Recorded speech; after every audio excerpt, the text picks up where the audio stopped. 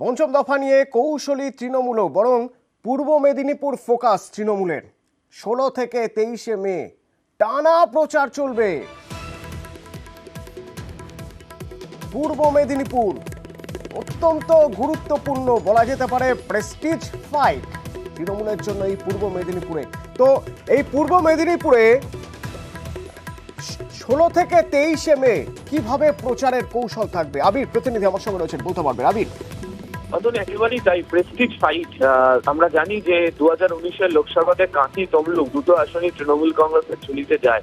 তবে যারা সাংসদ ছিলেন সেই পরিবারের সাথে তৃণমূল কংগ্রেসের দূরত্ব বৃদ্ধি পায়, ফলে তারা এই মুহূর্তে বিজেপি শিবিরের এবং এই জায়গাতে তৃণমূল কংগ্রেসের তরফ থেকে লাগাতার আক্রমণ শানানো হয়েছে।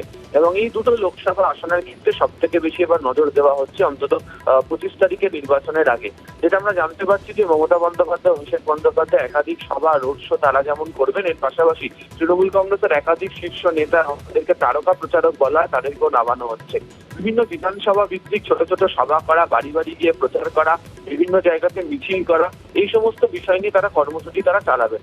অবিভক্ত মেদিনীপুরের ক্ষেত্রে, যেহেতু যে মেদিনীপুর আসন লোকসভার ক্ষেত্রে, ঘাটাল লোকসভা আসন, অন্যদিকে হচ্ছে ঝাড়গ্রাম লোকসভা আসন এবং কাঁথি তমলুক, এই কতগুলো জায়গাতে তৃণমূল কংগ্রেসের তরফ থেকে বিশেষ করে জোর দেওয়া হচ্ছে। সেই কারণেই এই সমস্ত নেতা নেতৃত্বদের সঙ্গে নিয়ে তারা প্রচারের ক্ষেত্রে তারা জোর দিতে চলেছে 16 থেকে 23 মে।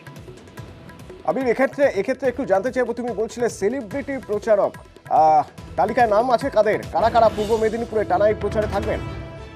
দেখো, এক হচ্ছে যে জানা আছে সায়ন্তিকা, রাজ চক্রবর্তী, অদিতি মুন্সি, লাভলি মৈত্র, বাবুল সুপ্রিয়, এই সমস্ত যে সমস্ত তৃণমূলের যারা সেলিব্রিটি, যারা ক্যান্ডিডেট রয়েছে, যারা নেতা রয়েছে, এছাড়া ইউসুফ পাঠান, শত্রুঘ্ন সিনহা, এদেরকেও ব্যবহার করা হবে হচ্ছে এই প্রচারের ক্ষেত্রে।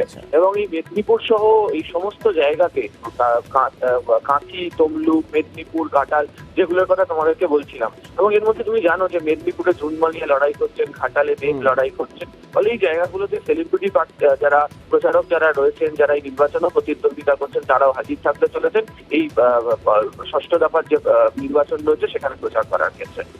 ধন্যবাদ আবির।